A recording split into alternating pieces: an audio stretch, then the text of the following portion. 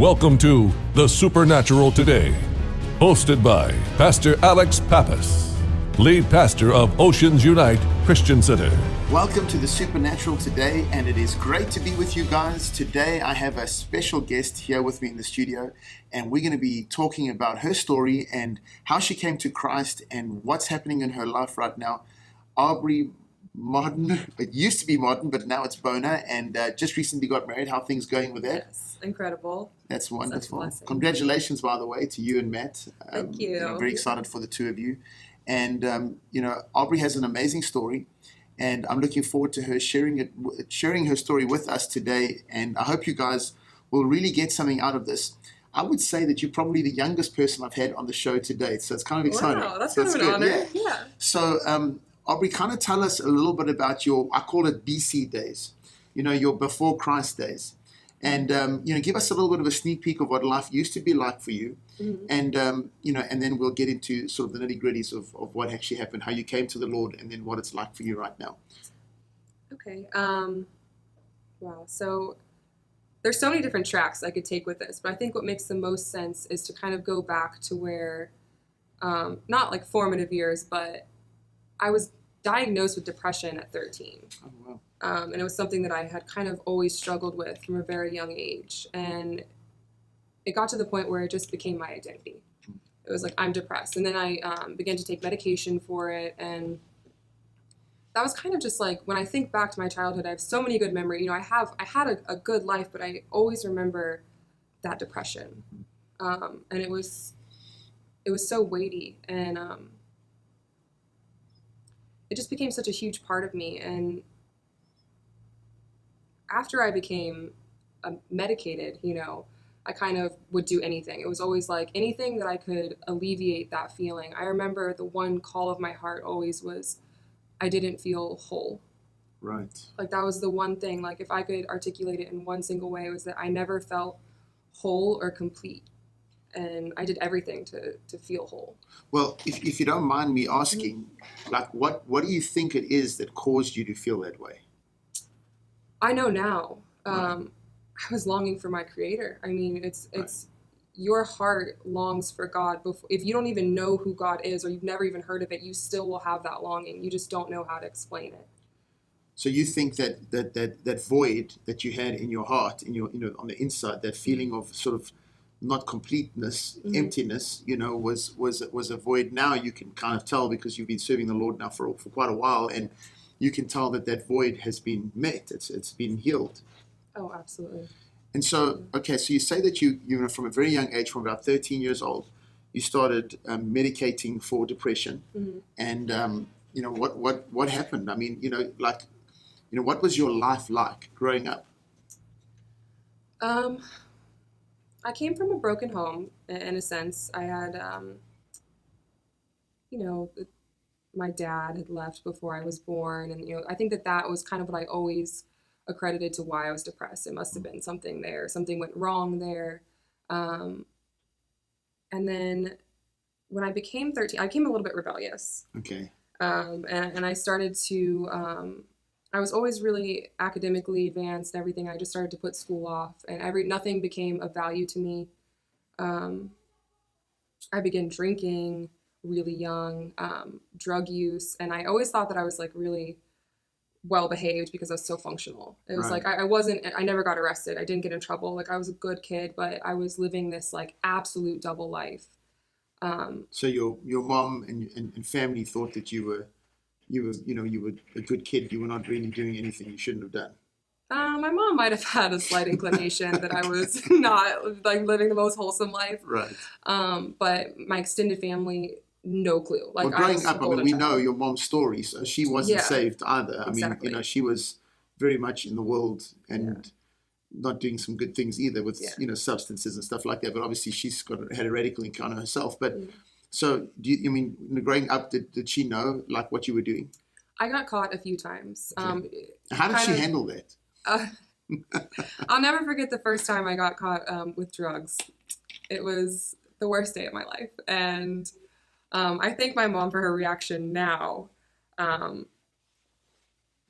she didn't take it well. She was always, despite the lifestyle that she was living, she knew exactly the lifestyle she wanted for me. Right. And even though she didn't know it was a godly lifestyle at the time, she didn't understand the things of the spirit or anything like that. She understood morally what she wanted for me. And it was the opposite. So no matter what she was up to, like, she wanted to make sure I was doing the opposite. Right. But there's always kind of a link there. So it's like there were a lot of doors open, and so she did catch me. I did get in trouble for it. I got disciplined as a normal parent would. No, good. So then, okay, you know, obviously you had this as kind of your younger days, and then, you know, did things kind of get better, or did they spiral, you know, into a worse situation? You know, because obviously, you know, I met you a few years, you know, later, quite a few years later, but kind of talk about, you know, leading into, you don't have to give us all the detail, but kind of, you know, just sort of tell us what it was like for you, you know, leading up to where you had, you know, your first real encounter with God, or, you know, the time where you made a decision that this is actually real, and what is it that led you to that point? I think before I kind of started to shift into adulthood, and I became independent, living on my own. I took some pride in that. You know, I felt like I'm independent, I'm self-sufficient. Right. But that emptiness never went away. And, you know, I wouldn't call myself an addict at the time. Looking back, I would say I probably was. Right. I probably, you know, struggled with that. But a lot of drinking, a lot of drug use, harder drug use than I would like to admit on the radio. But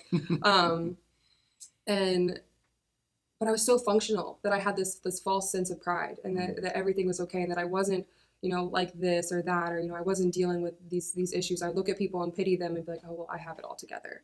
I had nothing together. Right. I didn't have a single thing together. I didn't have a career. I didn't have an education. I didn't have anything really going for me. I was completely dependent on, you know, my friends, or I would always kind of get myself in what I called a lucky situation, like an uncommon favor. I would kind of get by, but nothing ever changed from my childhood to adulthood. It's like my heart stayed the exact same and only took on more, you know. And so would you describe your heart as like a broken heart? Oh yeah. So you had a broken heart, pretty much. Definitely. Growing up. Definitely. Okay. And then you know, at what point did things actually begin to change for you? Absolutely. My salvation was the result, I have no doubt in my mind, of observation, seeing somebody close to me change, and spiritual warfare. Right. It was my mom. The shift, you know your mom better than anybody, especially because we were so close. Well, I mean, this to me is really important, especially for the guys that are listening, because oftentimes we talk to parents, we counsel parents, and we talk to them about the effects that their lives will have on their children. And I kind of want you to share that with us. Just hang on a minute before you do answer that, but I want you to think about this, you know, because so many parents think that, you know, if my kids will just change, if my children will just change, and they don't recognize the influence that they could actually have, and what will actually happen in their child's life if they really begin to serve God fully. We're going to take a short break, and when we come back, I want you to answer that question for us. Okay. Folks, we'll be right back in just a moment. Welcome back to The Supernatural today, and I have Aubry Bona in the studio with me today, and I'm really excited. She has been sharing her story with us. Kind of had a bit of a rough childhood, you know, had a real broken heart. That's, you know, really the crux of what she was sharing with us, is how her heart as a young child was just broken. There was an emptiness, there was something missing. And, you know, something changed in your you know, you'd become a young adult, and, you know, you were functioning very well. You were very good at acting normal. Meanwhile, inside there was kind of a whole lot of brokenness going on, and, you know, some substance abuse and stuff like that. But there was a point where things drastically changed in your life. Tell us a little bit about that. So that change came from my mom directly. I credit everything to her testimony and her prayers. So, you know your parent very well. And I began to recognize these changes in her. She started going to Oceans, and she had a radical encounter with God, which she didn't share all the details with me initially. I didn't really, because I was so kind of removed from that. Like, I know that it would have been like overpowering to share everything that was truly going on, but she didn't need to, because I could just see it, you know, without exploiting her. You know, she shared that she dealt with rage and anger and all these things, and obviously that trickled into how she raised me. And I began to see this completely transformed person. Like, her like love was her go-to. Patience was never her forte. Like the opposite of patience, like very, very short-tempered. And she just began to be so patient. And what now I recognize are the fruits of the Spirit began to like manifest in her life. And everything changed. Right. Just like you could see her and she was different. And it was like me, an unbeliever. I didn't believe in God. I didn't believe in certainly not the supernatural, nothing. I could just see that it was real. And it wasn't just like in a good moment. It was in the very trying times when either I was being difficult, stressful things like that would normally trigger her or our whole family, like throw us into a spiral. She was staying strong and she was a rock in that, and like felt like a place of comfort for me. And so her stability kind of felt like my stability when I was with her, and it was just different. So let me ask you a question. Obviously, you began to see this take place. You began to see that, something's changed in her. She's not the same anymore. But what did that do to you internally? Like, was there some kind of turmoil trying to, because obviously you wanted to see, is this real? Yeah. I think so many young people, that's what they look for. We go to church, people come to church, they act all, Christian on Sundays, and then they get back home and their kids end up seeing them, not Christian. Yeah. They don't really walk, they talk the talk, but they don't really walk the walk. Now that's obviously not easy because we're all human. We make mistakes and stuff. But, and your mom, you knew her shortfalls, and I'm sure she made some mistakes and stuff. But overall, you could see that there was fruit. Something had really changed. And how did that affect you? Tremendously. It changed everything because, it's one thing if you see somebody on the TV or you hear this or that. But when it's somebody that you love and that you know so well and that raised you, like, you can tell when they're faking it. Right. You can tell when it's not legitimate. And in the same sense, you can tell when it is genuine change. And seeing that, first I was suspicious. And I was like, what? No. Something's up here. Because it's not normal. It doesn't make sense. She's defying everything I've ever known about her. She kept all of her good quality traits, like my favorite things about my mom, they stayed, but all of the bad just like melted off. And I was like, wow, this doesn't make sense. I was waiting, It took time. It was not like I saw my mom and then 1 week later I was like, oh, I got saved. Like this was months and months of time that I just watched and observed and saw the fruit of it and the transformation. And it went from suspicion to inspiration. Wow. So during this time, obviously, I obviously know a bit of your story. Mm-hmm. I remember seeing you guys start coming to church every now and then and stuff. But you were still very, standoffish. Mm-hmm. You were not willing to really jump in. And at what point and what happened to you that caused you to say, okay, this is real and I want this? I think there was kind of some varying points that were really monumental for me. I would go to Oceans. I remember the first thing in the old building, I would walk in and I would just cry. And I would be crying and I would be like, I don't feel God, I'm crying. And I'm like, it didn't make any sense. Why do you think you're crying? You haven't cried in I was in hysterics every time. And I just remember my head would be like, I want to be made whole. And a song would say something about being made whole. And I'd be like, my heart would go out and I would just cry. But I was so adamant that nothing was real.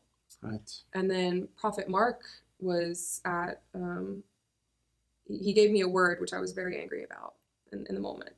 But I remember he brought forth the call of the kingdom and something just, like I felt something shift. But then you go back into the world and you get attacked and then you get so far away from it. It was like a push and pull process. And then really when things started to change for me was when I wasn't going to church at all. I wasn't even attending. I wasn't, flirting with the idea of it. I was in Europe. And yes. I began to have this like weird desire in my heart to listen to worship music that I remembered from 7th grade, private school, just random things. I just wanted to hear these songs and I wanted to talk to God, and I began to reject certain things that I loved before. I didn't want to be in the clubs in Paris. I wanted to be, waking up early, and it was just such a shift, and I didn't understand what was happening. And now I know exactly. And then I came home, and that's when the transformation process really started. That's when I made the decision to dig in and try. But what was happening is my mom was engaging in spiritual warfare on my behalf on a monumental level. When you say spiritual warfare, what was she doing? She was claiming me for the kingdom, and she was just relentless. She said that, she wasn't going to shut up until until God moved in this. Right. And, you know, she knew it was God's will for me to be saved. It's God's will for all of us to be. So she was binding the enemy and praying in the Spirit and worshiping God and proclaiming that, you know, looking at me as if I were already saved and giving God glory and praise for it. And, you know, if you had told me that at the time when I was in Europe that she was doing that, I would have scoffed even then. Even though I felt something stirring, I still wasn't ready to acknowledge what was being taking place behind the scenes. But, you know, she was very powerfully warring for me on my behalf. And it caused an unsettling in you while you were in Europe. It was a spiritual warfare. Like, I didn't even know. I was hearing voice, and you know, this sounds kind of weird, but I remember being in the metro and I heard like a voice very clearly tell me to throw myself in front of the metro. Wow. And I was like, what? I'm like, oh, you know, like I'm messed up, but not that messed up. Like, but I knew that something not normal was happening in my heart because I had these desires for things that I had never had a desire for. I wanted to talk to God. So there was literally, like you say, like a spiritual war taking place over your life. Mm-hmm. It's like the enemy knew because of the warfare and what was taking place. Mm-hmm. You know, your mom praying, and the enemy obviously knew that this was coming to an end, and so he was actually, you know, really putting the pressure on you. Getting very desperate. And then at the same time, you're starting to have these desires to seek the Lord. Yeah. Okay, we have to take a short break, but when we come back, I want you to kind of tell us what happened from there. Folks, we'll be back in just a minute. Hang around. We're going to get to the real good stuff when we see you just after the break. Welcome back to the Supernatural today, and I have Aubry Bona here in the studio with me. And just before the break, you kind of shared with us about what took place when you were in Europe, when there was a spiritual battle. Your mom was doing war, really praying for your salvation, and you know, you kind of shared with us how, you know, there was this, you know, desire on one side just kind of to draw towards God, even though you didn't really understand all that yet. And then on the same time, you know, even to the extremes of like throw yourself in front of a train. That's pretty hectic. Yeah. You know, then what happened there? You came back, or what happened? Tell us. And I do want to say with the metro thing, it wasn't like it was a very dismissible thought. Yeah, it was kind sure. of like, now I would be like, get behind me, Satan, you know, but it wasn't but it was like a an actual suggestion, word. But it was more very like, interesting because it was very real. And had you had stuff like that before? No. Not like that? Not like that. No. Okay, gotcha. Okay. So I got back from Europe and I began to feel like I wanted to purge everything. I don't know how to explain it. I wanted answers, and I was very stubborn in it too. Like I wasn't willing to, I was very unsubmissive, very rebellious, and I hated the idea of joining a church, of submitting to God. I'm like, okay, God, if you were out there, I really don't want to submit to you anyways. And I repent. You know, I don't feel that way. Right. But I was so naive. And, you know, I remember I would talk to my mom about it a lot. And she was really incredible because she never Bible beat me. And phone calls, when I would call her and I would tell her all the horrible things that were happening in my life, and I would cry and complain, instead of saying like, oh, well, you know, Aubry, the Lord says, you know, she wouldn't do that at all. That's really powerful what you're saying. You know, there's because this is something that we deal with so often. Yeah. You know, the battle is the Lord's, and the battle's not against flesh and blood, you know, but against principalities and powers. It's against the enemy, spirits. And your mom did war the right way. She battled with the enemy, and she loved you. Yeah. You know, like you said, and this is what's so powerful, is that watching her change, watching her transformation is what spoke to you. That's when Jesus became real, because you got to see that something real has happened to her. And then, as you say, she didn't Bible beat you or anything like that. What often happens is that, you know, we have a tendency, even especially as parents, I'm a parent myself, so I know what it's like, you know, you kind of want to just, you know, use the word, and there's definitely a place for that, you know, but that's not going to prove the love of Jesus. You know, Jesus, when he sat with the sinners, he did not preach to them. He loved them. Yeah. You know, he had compassion on them. You know, if anything, when people got religious, he got upset with them, you know, because that was never going to change them. You know, so it's amazing how, you know, you see the same message of Jesus and the way he walked. If we can live that way, we can impact the people around us, the people we love. You know, and it's amazing to see how that impacted you. Your mom, you know, she had the ability to do that, you know. And anyway, carry on sharing with us. I just thought I'd share that with the listeners, you know. No, that's exactly what it is. And it was such an important part, because even though I was confessing my sins to her and she could see so clearly, because that's what's frustrating. When you can see so clearly, it's like, you know, you're like, here's the cure, take it. And especially as a parent, you become like almost like it feels chaotic because you're like, you just want your child so desperately to be healed, delivered, repented, and saved. And, you know, she never made me feel rejected for my absolute stances against God. Even when I would say very offensive things, she still honored God in the way she responded, but she never made me feel like she wasn't my mom. That's awesome. That's really good. Yeah. So tell us from there what happened. We're like kind of waiting for this, okay, this exciting. it was super climactic for me, but kind of anticlimactic outside looking in it because as you know, what happened is I told my mom, you know, okay, I'll try it. No promises. You know, I basically wrote out a contract for her that was like, you know, I'm not going to go. You are kind of a little analytical. So. Yeah, it kind of went like that. And so I said, I want to speak to Pastor Alex. And she encouraged me. She was like, I thought she would be like, no, that's ridiculous. And she was like, okay, seek your answers. And so, you know, I came to you. Right. I had a lot of questions. You did have a lot of questions. You had like a whole book, like 2 or 3 pages, as far as I can remember. Yeah. And we did, by the way, we didn't get through all those questions in one day. No, there were multiple sessions. I think it was 2 sessions or 3 sessions. I can't remember. There was quite a few. Yeah. And I remember at the end of every session, you'd say like, okay, Aubry, do you want to give your life to the Lord? And the first 2, I was like, no, thank you. You know, and it's fine. And I would walk out and my mom her face would be like, okay, did you get saved? And I'd be like, no. And, you know, it was so silly when I look back on that, you know, and then finally, I remember all of your answers, everything that I thought was so dividing, was causing division between me and Christianity, everything I disagreed with, everything you said, I felt God backing, even though I didn't know him. Like I felt so at peace with your answers and your explanations for the things that I thought, you know, had so many misconceptions. Right. And when you told me the truth, it really did set me free because I was able to find salvation from that and to feel at peace with it. You know, I didn't just want to blindly dedicate my life and then be like, you know, have all these internal doubts and questions. I remember that's one thing about those sessions. At the end, when you made that decision that you were going to give your life to the Lord, it was like you were ready to sign that contract. That's how like you know what I mean. Like you kind of said that. You know, it was you know you were now. That was it. This was it. Now you'd made your decision. I mean, there was no question. It was totally genuine.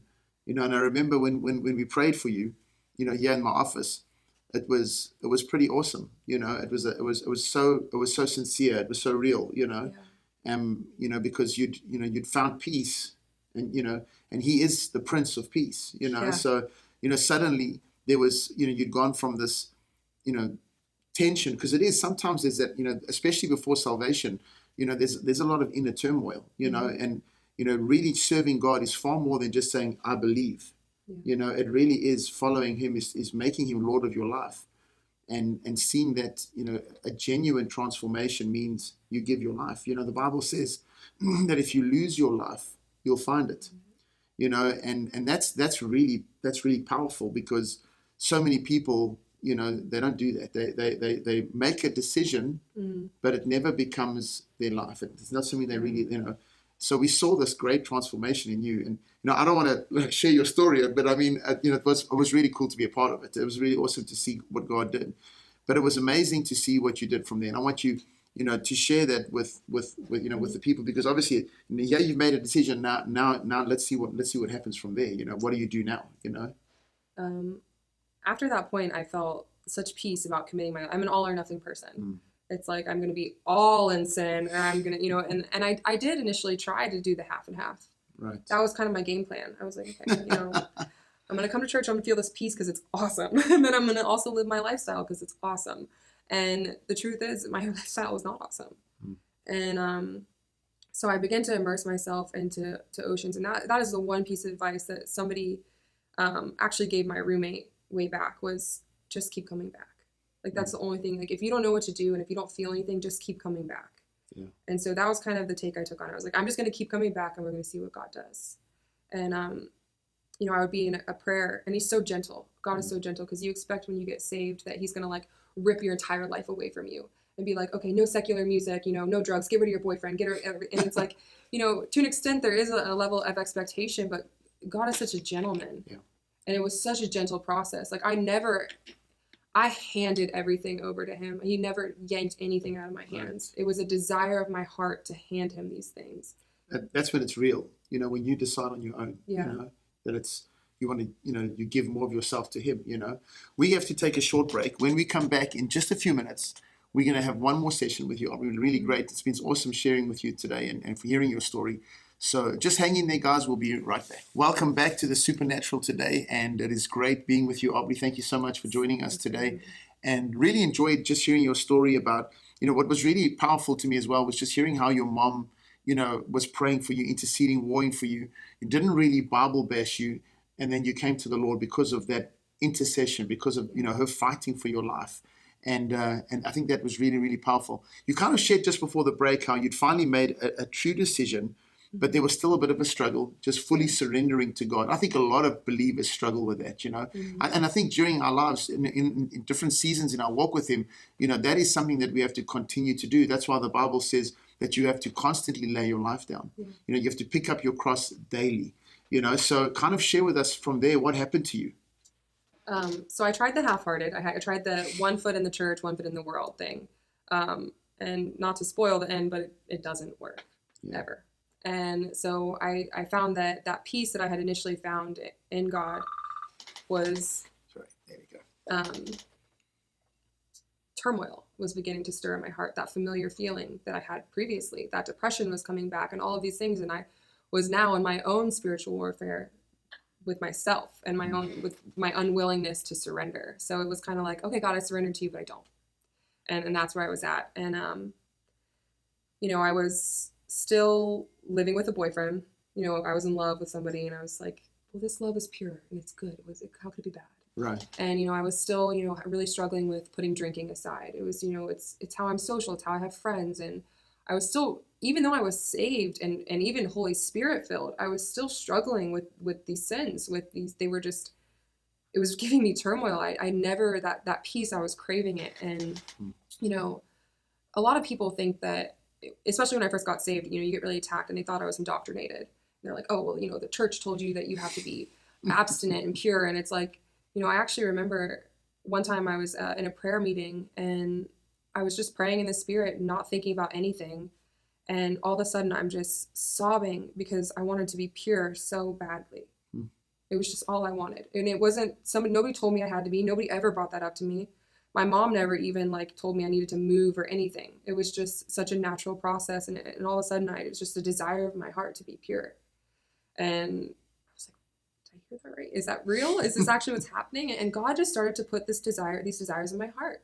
And it was so slow, but it was so fast. When I look back at it, I'm like, it was so slow. It was quick, yeah. It was really fast. Yeah. And so, I moved out of my boyfriend's house and, I started to take steps, but it was a gentle process. It was so gentle and it was so what I needed. And, it wasn't like one day I was like, I'm never listening to secular music again, but it was just like, I didn't have a desire anymore. It didn't feel good in my ears anymore. And it was just, It was a God thing. It didn't give life to you. Right? No, it gave it opposite. Yes, that's kind of, even myself, I remember, listening to less and less secular music and it's not like it's a bad song even. Some of them are great songs, great music, but it just kind of just doesn't feed me. It doesn't feed my soul, Yeah. It's not the purpose of music. And it just shifts for you. Right. So that shift began to happen kind of in every area of my life. And then you go out to the bar and your spiritual blinders have been removed. And you just see it for what it is. And your heart goes out because these are God's people. And you're participating. And you're like, that God has a different call for you. And you're just looking here and you're looking around at all the hurt and the pain. And you're starting to feel it inside of you. And it's bubbling. And you want to purge it. And God just does that for you. You have to surrender though. You have to take out and step action and do it for yourself too. One of the most powerful times that God ever encountered me was after I really messed up and I fell back into sin. And I remember feeling shame and devastation. The enemy comes in and tries to put that cloak of shame on you. And the presence of God came over me so gently, just like this veil. And it was so sweet. And it was the biggest turning point in my life. And I just heard, daughter, this is not what I have for you. Wow, that's so powerful. This is not your portion. I have more. And it was just so, it wasn't I wasn't scorned. It was just so gentle. And that was when God really showed me his heart for me. And I was able to really have that moment where it's I want to give everything to you now, God, because, you love me. And it's like that verse, we love him because he loved us first. And I felt that for the first time. And so that's when I just began to say, let's really, really, really do this. And let's make an effort, and let's speak it. I'm not going to drink, and I'm going to be pure, and I'm going to be abstinent, and I'm going to live my life for the Lord. And let's see what he does with that. And so that's kind of was the big flip, Right. It was a gentle process, but it required a decision on my behalf. And it was met with a ton of opposition. Of course. Always. Yeah. Every decision I've ever made in my life has been met with a ton of opposition. But God is so faithful, and he's so good. And it's so easy to say that. Like, it's such a, God's faithful, God is good. But like, God is so faithful and so good. And every single promise in his word, it's true. And it's come to fruition in my life personally. Well, I mean, where are you now? I mean, it's been a few years now. This whole thing's been happening, and you've been in this process for quite a few years now. Yeah. But now you're at this place, and what has God done? So I would have called you such a liar if you told me that this is where I would be. God has, so I started as a depressed addict, dealing with insecurity, immorality, everything you could think of, lonely. And now I am spiritually fulfilled. Everything is different. Me, I am different. I am not depressed. I don't deal with these things anymore in the same way. And I am married. I mean, like, it's such a testament to God's goodness. I mean, I got married. It was a direct result of obedience, and it was so powerful. Absolutely. And God honored my sacrifices, and which at the time I thought was a sacrifice, but it wasn't. It was just obedience, actually. I remember you having to make some tough decisions. Yeah. But you did make those decisions, and God has honored that. That, like you said it just a few minutes ago. God is good, and he is faithful. He is. And when we do acts of obedience out of our heart, not because we feel obligation, that's when he begins to move really powerfully in our lives. Yeah. I didn't understand why. I remember just sitting there and being like, God, why? And it's so unfruitful to ask God why. But I was just determined to get to the bottom of it, And it just, once again, happened so slow but so fast. And I just look up, and then there's my husband. And every single decision, everything that I thought was wrong, every roadblock, it just all led me straight to this life that he had for me. It's like he had prepared it for me, and he was just waiting for me to take the right steps to it. Isn't it amazing? Don't you find it amazing how, like, if you think, in hindsight, like, everything seems to be just falling into place. Every step. Yeah. If that didn't happen, this wouldn't have happened. If that didn't happen, you wouldn't have met your husband. Exactly. It's amazing how God orchestrates everything. You think about how you end up in this place, or at this meeting, or at this U group, or at this church service, or at this whatever, and you meet this person, and you have this encounter, or you have this experience, and God kind of just leads you into that, Yeah, that's exactly what happened. So we haven't got much time. We've got a few seconds left. I want you to just encourage somebody out there that kind of is living, in a place where you were. Maybe, share a little bit, maybe just real quick about, either before where you were, or even in that place of kind of in that compromise, not really fully dedicated, and what it means to, just kind of share your heart with the people out there. Yeah, I would just encourage you, if you're feeling depressed, empty, not whole, or any type of turmoil in your heart, turn to God and do it with your whole heart. There's nothing. And if you're a parent also, and you're seeing your child go through that, turn to God completely, and the fruit of that will be so impactful and warring for them. I mean, it really is life or death. And, we can live this life half-heartedly, or we can live it in the fullness of God's promises. And I am a living testament to that. The fullness of what he has is so much more than you could ever map out for yourself.